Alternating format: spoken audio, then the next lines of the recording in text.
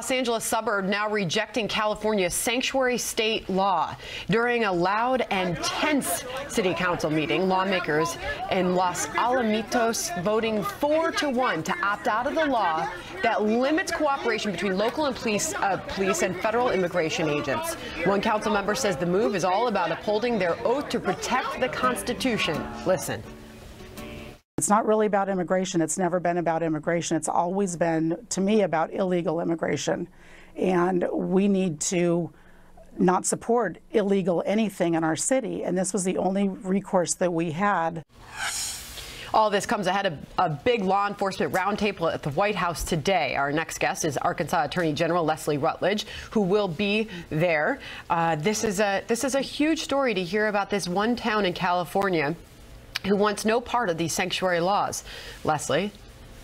Well, good morning, Sandra. Thanks for having me on. I think this is important that towns are now starting to speak out, saying we want to protect our communities. We want to work with federal authorities. And unfortunately, what we had seen over the last few weeks and months is the state of California essentially passing a law and enacting it, saying that cities, localities, law enforcement could not work with federal authorities. And that is extraordinarily dangerous for all those involved, but it's also in violation of the law. The courts have been very clear that federal government has the authority on immigration issues.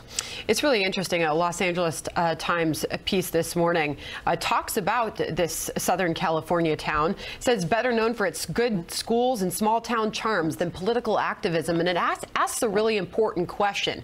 With now a town wanting nothing to do with these state laws, saying, will it start a new resistance? Well, and it might. I think what Los Alamitos has done is essentially, that's the reason why they have good schools and small town charm, is because they care about keeping the crime rate low in their community. They want to protect their citizens. However, if you have state authorities passing statutes that won't allow them to do so, it's extraordinarily dangerous. What do you expect to have happen at this roundtable discussion today? High-profile law enforcement will be present at that meeting. What's your part going to be? Well, hopefully we'll be able to visit with the president about the concerns that we have as law enforcement officers, as the chief law enforcement officer of the state of Arkansas. I've spoken to one of our U.S. attorneys about this issue, about sanctuary cities, to make sure that we are all singing from the same songbook, if you will, in terms of keeping our community safe. And we want to make sure, whether it's through our Senate leaders or congressional leaders and local law enforcement, that we are heard that by and large Americans want to be safe. What we don't want are entities across America creating hubs for criminal activity, and these illegal aliens who basically are catch and release. They go back into communities, commit crime. We must have federal and local law enforcement working hand in hand. And Leslie, here's the president's most recent weighing in on sanctuary cities. Listen. Sanctuary cities are hard to understand for people because they don't get it. They don't get it. You see what's going on in California, how terrible it is, how dangerous it is, and they're all trying to protect sanctuary cities.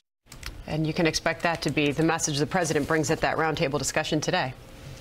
Absolutely. I think that the president is spot on that, unfortunately, the leadership in these, quote, sanctuary cities is lacking, and they're not looking out for the citizens, not only of those areas, but again, those surrounding areas.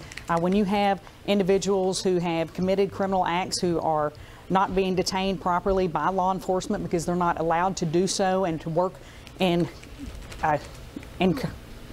work collectively, rather, with federal law enforcement agents, then it makes it very dangerous for everyone. Leslie Rutledge, the Attorney General of the state of Arkansas, we thank you for your time this morning. Thank you. Now we have a Fox News alert learning now about another suspicious package in Austin at a FedEx facility there. Police officials were told right now on their way. So far, we do not know if this is connected to the serial bomber or the bomb that exploded on a conveyor belt at a FedEx distribution center near San Antonio earlier this morning. That, though, certainly would appear likely. The bomber potentially targeting Austin, but we will continue to monitor this breaking news and the situation there at the FedEx facility you see live in Austin right now. Plus, coming up, we'll have this. They don't want to go with DACA because they don't care about DACA, but they're trying to tie the wall to DACA and DACA to the wall. President Trump taking Democrats to task following failed negotiations. Will immigration once again be the make or break issue?